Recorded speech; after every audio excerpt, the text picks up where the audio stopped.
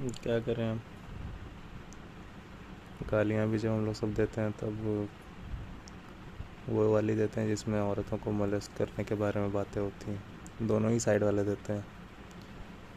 तो ये परेशानी किसी एक पर्टिकुलर रिलीजन में है। अगर ऐसा है तब तो दोनों ही दे रहे हैं। तो या फिर दोनों, जो इस तरफ वाले हैं या उस तरफ वाले हैं, जो भी है, जो देश के नाम पे, जो धर्म के नाम पे, तो क्या उन दोनों के ही धर्म मज़हब जो भी है उसमें क्या ये अलाउड करके रखा हुआ है कि आप लोग दोनों ही अपने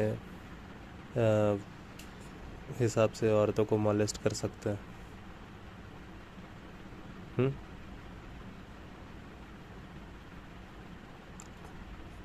पहले वाले जिसने अटैक करके मारा किसी पहाड़ी वादी में, वहाँ पे घूमते हुए टूरिस्ट को, उसको भी किसी ने ये सिखा के भेजा हुआ है कि जाओ, इस तरह दीन बच जाएगा। और जो अभी मार रहे हैं और वो भी जिन्होंने अटैक किया उसके बदले में, उनके ऊपर भी जब तक अटैक नहीं होता तब तक वो अपने देश में मॉलेस्ट कर ही रहे थे। Is it really a fight between two countries, two religion, और matter is something more deeper? थोड़ा और क्या डीप मैटर है क्या इससे? क्या क्या हम सब इससे और अंदर तक जाकर नहीं देख सकते बातों को? My mom was even talking in a way कि एक इंसान है बगल में बैठा हुआ, उनके मज़दूर है, वो टोपी पहने हुए थे, मुस्लिम है, कहते हैं खुद को। सिर्फ ये सुन के मेरी मॉम ने ये कह दिया कि अच्छा, तुम तो भी उस साइड से हो ना, पाकिस्तानियों के साइड से। मतलब हमारे पास कितनी सारी मान्यताएं हैं हर चीज़ को लेकर।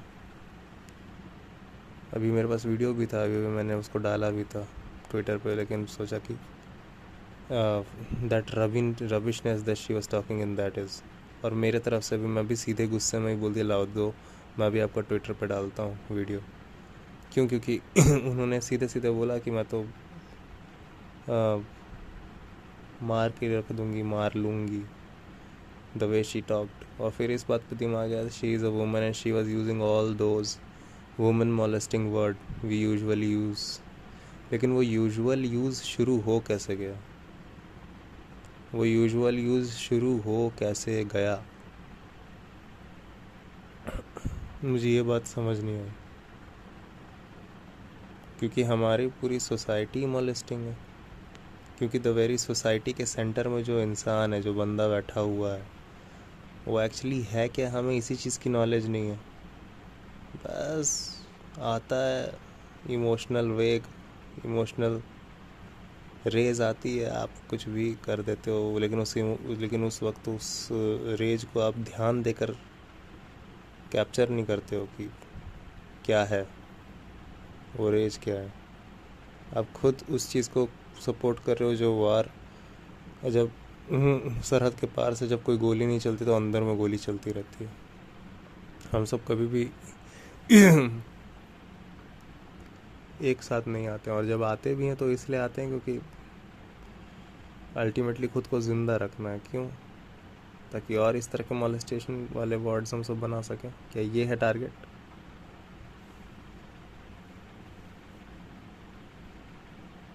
अंदर में झगड़ा शुरू हो जाए कंट्री के अंदर में, तो ये है क्या टारगेट हमारा?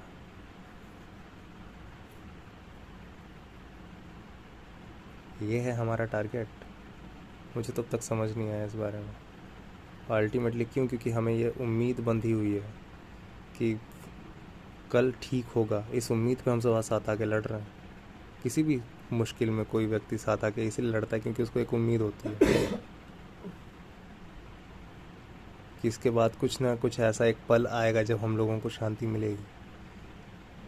लेकिन जब शांति नहीं मिलती, आदमी अपने आप को एक थप्पड़ मारता खींच के, उन्हें क्या, इस दिन के लिए हम लोग सब साथ मिलकर लड़े थे। और वो क्यों? क्योंकि लड़ लिए हम लोग सब शरीर को कोई चोट पहुंचाने आया तो हम लोग सब लड़के साथ में बचा लिए, लेकिन जब हम लोग सब के अंदर जो टेंडेंसीज़ है हमने वो खुद कैप्चर नहीं कर रखी हैं, तो हम सब इस गलत फहमी में रहते हैं कि शायद उन टेंडेंसीज़ पर चलकर हमें शांति मिल जाएगी, जबकि शांति मिलती है उन टेंडेंसी को ध्यान से देखने पर, क्योंकि उनसे उम्मीदें लगना फिर छूट जाती हैं। इस तरह करते रहिए, नहीं तो इस तरह मत चलिए आप। तो आप खोजते रहिए, पहले बाहर वाला आके मॉलेस्ट करेगा तो आप उसको मॉलेस्ट करेंगे, क्योंकि बाहर वाला भी वैसा ही है। आप उसको मॉलेस्ट करेंगे और फिर वो आप जब वो नहीं रहेगा तो आप लोग खुद अपने अंदर एक दूसरे को मॉलेस्ट करेंगे। ये पेरेंटिंग है ये।